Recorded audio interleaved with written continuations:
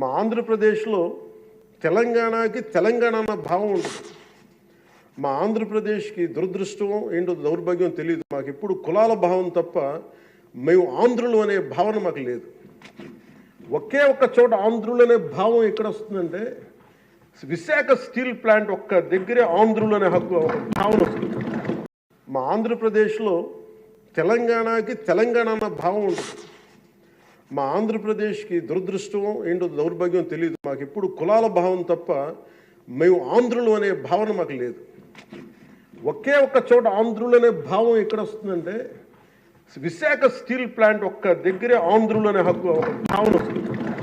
మా ఆంధ్రప్రదేశ్లో తెలంగాణకి తెలంగాణ అన్న భావం ఉంటుంది.